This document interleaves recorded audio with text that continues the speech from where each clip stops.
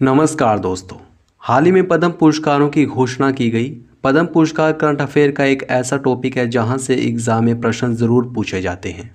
इस वीडियो में हम 2023 में दिए जाने वाले पद्म पुरस्कारों के बारे में डिटेल में पढ़ेंगे और साथ ही साथ हम उन प्रश्नों को भी पढ़ेंगे जो आपके एग्ज़ाम में पूछे जा सकते हैं। तो प्लीज़ आप इस वीडियो को पूरा ज़रूर देखें। वीडियो बहुत ही ज़बरदस्त, बहुत ही शानदार होगी। चलिए शुरू करते हैं। आइए सबसे पहले पद्म पुरस्कारों से संबंधित कुछ महत्वपूर्ण तथ्यों को पढ़ लेते हैं। पद्म पुरस्कारों की घोषणा प्रतिवर्ष गणतंत्र दिवस के अवसर पर की जाती है और गणतंत्र दिवस कब मनाया जाता है? 26 जनवरी को। इन पुरस्कारों की स्थापना वर्ष 1954 में की गई थी और ये भारत के सर्वोच्च नागरिक सम्मानों में से एक है। ये पुरस्कार 3 श्रेणियों में दिए जाते हैं: पद्म विभूषण, पद्म भूषण और पद्मश्री।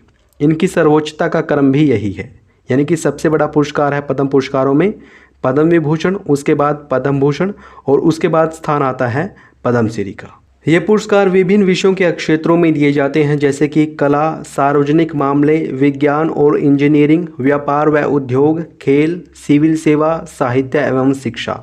इन सभी क्षेत्रों में ये पुरस्कार दिए जाते हैं। ये पुरस्कार पद्म पुरस्कार समिति द्वारा की गई सिफारिशों के आधार पर दिए जाते हैं और पद्म पुरस्कार समिति का गठन प्रतिवर्ष प्रधानमंत्री द्वारा किया जाता है। आप ये भी जानते रहिए, ये पुरस्कार भारत के राष्ट्रपति द्वारा आमतौर पर हर साल मार्च या अप्रैल महीने में दिए जाते हैं। लेकिन भारत का सबसे बड़ा पुरस्कार है भारत रत्न। भारत रत्न देश का सबसे बड़ा नागरिक पुरस्कार है और यह किसी भी क्षेत्र में असाधारण सेवा के लिए दिया जाता है। अब आइए बात कर लेते हैं पद्म पुरस्कार 2023 के बारे में। 2023 में पद्म पुरस्कारों के लिए कितने व्यक्तियों को चुना गया है?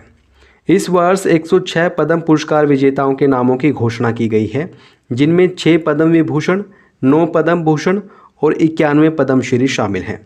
पद्म पुरस्कार पाने वालों की सूची में 19 महिलाएं भी शामिल हैं, जिनमें लेखिका सुधा मूर्ति, पार्श्व गायिका सुमन कल्याणपुर और अभिनेत्री रवीना टंडन का नाम भी शामिल है। सुधा मूर्ति और सुमन कल्याणपुरा को पद्म भूषण पुरस्कार से सम्मानित किया जाएगा, जबकि रवीना टंडन को पद्मश्री पुरस्कार दिया जाएगा। अब आइए जान लेते हैं पद्म विभूषण से सम्मानित व्यक्तियों के बारे में। वर्ष 2023 के लिए कुल 6 व्यक्तियों को पद्म विभूषण पुरस्कार से सम्मानित किया जाएगा, जिनमें शामिल हैं श्री बालकृष्ण दोषी। इनको वास्तुकला के क्षेत्र में ये पुरस्कार दिया जाएगा। गुजरात के रहने वाले हैं और इनको ये पुरस्कार मरणोपरांत दिया जाएगा। श्री मुलायम सिंह यादव, जिनका हाल ही में निधन हुआ था, इनको सार्वजनिक मामलों के क्षेत्र में ये पुरस्कार दिया जाएगा। उत्तर प्रदेश के रहने वाले हैं ये, इनको भी मरणोपरांत ये पुरस्कार दिया जाएगा। श्री जाकिर हुसैन, कला के क्षेत्र में इनको ये पुरस्कार दिया जाएगा। बहुत ही प्रसिद्ध तबला वादक हैं ये, महाराष्ट्र से इनका संबंध है। श्री श्रीनिवास वर्धन, इनको विज्ञान और इंजीनियरिंग के क्षेत्र में ये पुरस्कार दिया जाएगा। यूएसए से इनका संबंध है। इसके अलावा श्री SM कृष्णा को ये पुरस्कार दिया जाएगा सार्वजनिक और मामलों के क्षेत्र में, कर्नाटक से इनका संबंध है।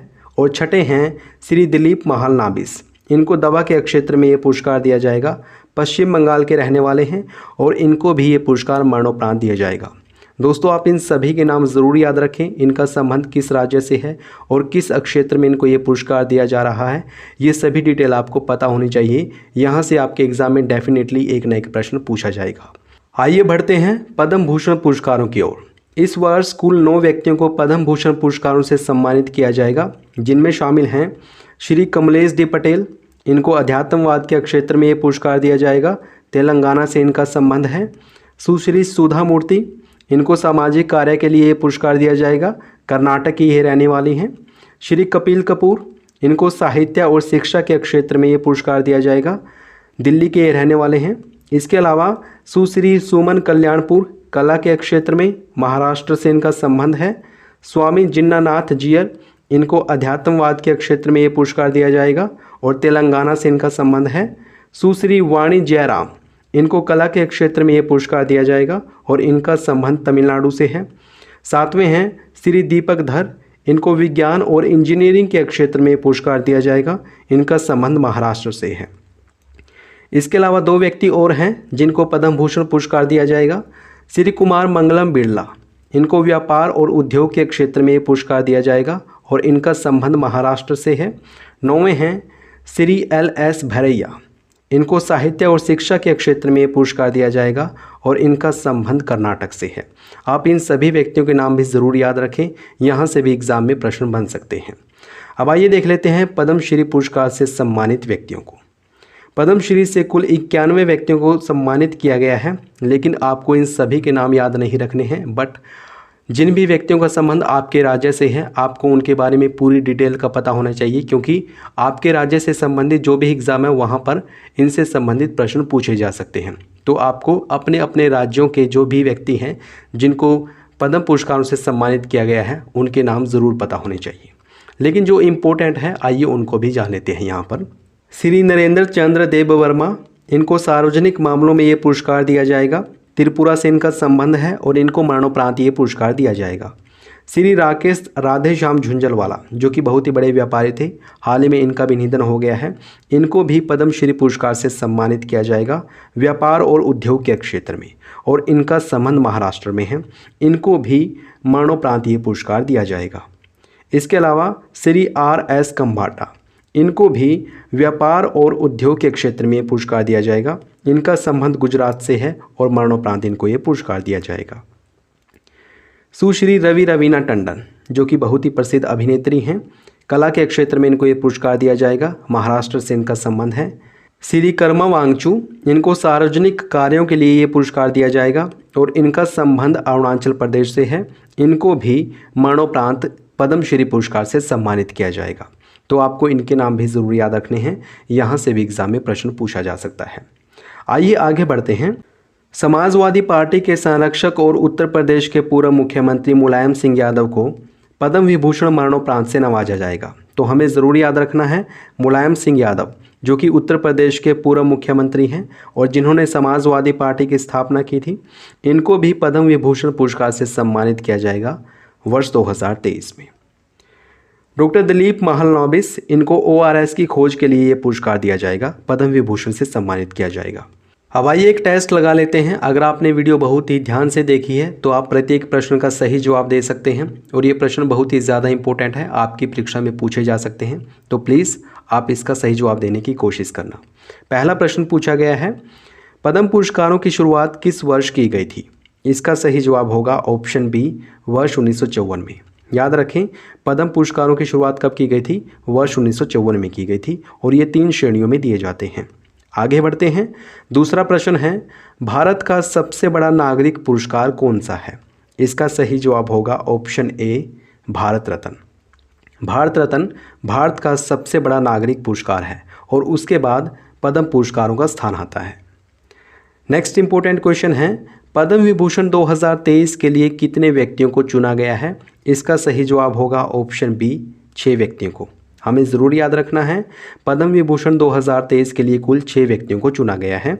नेक्स्ट क्वेश्चन है, वर्ष 2023 के लिए कुल कितने व्यक्तियों को पद्म पुरस्कारों के लिए चुना गया? इसका सही जवाब होगा ऑप्शन डी, 106। कुल कितने व्यक्तियों को पद्म पुरस्कारों के लिए चुना गया है वर्ष 2023 के लिए? 106 व्यक्तियों को, जिनमें से 6 पद्म विभूषण, 9 पद्म भूषण और 91 को पद्मश्री पुरस्कार से सम्मानित किया जाएगा। आइए बढ़ते हैं नेक्स्ट इंपॉर्टेंट क्वेश्चन की ओर। अगला प्रश्न है, पद्म पुरस्कारों में सबसे बड़ा पुरस्कार कौन सा है? याद रखें, पद्म पुरस्कारों की बात हो रही है, तो इसका सही जवाब होगा ऑप्शन बी, पद्म विभूषण। पद्म पुरस्कारों में सबसे बड़ा पुरस्कार कौन सा है? पद्म विभूषण। लेकिन भारत का सबसे बड़ा पुरस्कार कौन सा है? भारत रत्न। अगला प्रश्न है, निम्नलिखित में से किन्हें पद्म विभूषण 2023 के लिए नामित नहीं किया गया है? ये भी काफ़ी अच्छा प्रश्न है, और इसका सही जवाब होगा ऑप्शन डी, सुश्री रवीना टंडन।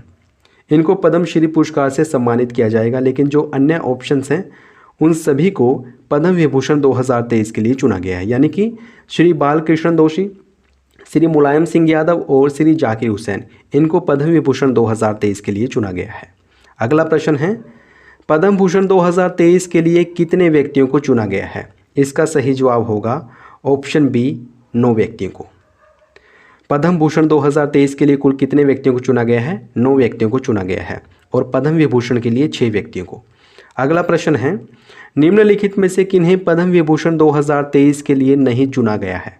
इसका सही जवाब होगा ऑप्शन डी, सुश्री सुमन कल्याणपुर। इनको पद्म विभूषण नहीं बल्कि पद्म भूषण पुरस्कार से सम्मानित किया जाएगा। लेकिन इन व्यक्तियों को पद्म विभूषण 2023 के लिए चुना गया है। श्री श्रीनिवास वर्धन, श्री SM कृष्णा और श्री दिलीप महालनाबिस, इनको पद्म विभूषण 2023 से सम्मानित किया जाएगा। आइए बढ़ते हैं आगे। नेक्स्ट इंपॉर्टेंट क्वेश्चन है, पद्मश्री 2023 के लिए कितने व्यक्तियों को चुना गया?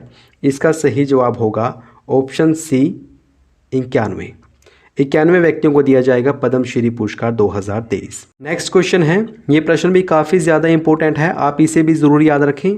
प्रश्न पूछा गया है, श्री जाकिर हुसैन को किस क्षेत्र में पद्म विभूषण 2023 से सम्मानित किया जाएगा? इसका सही जवाब होगा ऑप्शन ए कला के क्षेत्र में। श्री जाकिर हुसैन बहुत ही प्रसिद्ध तबला वादक हैं, इनको वर्ष 2023 के लिए पद्म विभूषण पुरस्कार से सम्मानित किया जाएगा। नेक्स्ट इंपॉर्टेंट क्वेश्चन है, निम्नलिखित में से किन्हें वर्ष 2023 के लिए मरणोपरांत पद्म विभूषण पुरस्कार के लिए चुना गया है? इसका सही जवाब होगा ऑप्शन डी ए और बी दोनों, यानी कि श्री दिलीप महालनाबिस और श्री बालकृष्ण दोषी, इन दोनों को मरणोपरांत पद्म विभूषण पुरस्कार के लिए चुना गया है। आइए देख लेते हैं अगला प्रश्न। दोस्तों ये प्रश्न आपके लिए है, प्लीज़ आप इस प्रश्न का सही जवाब कमेंट बॉक्स में ज़रूर बताएं। अगर डिटेल में बताएंगे तो हमें और भी अच्छा लगेगा और आपके कमेंट को पिन भी कर दिया जाएगा। प्रश्न पूछा गया है आपसे, श्री मुलायम सिंह यादव को किस क्षेत्र में पद्म विभूषण 2023 से सम्मानित किया जाएगा?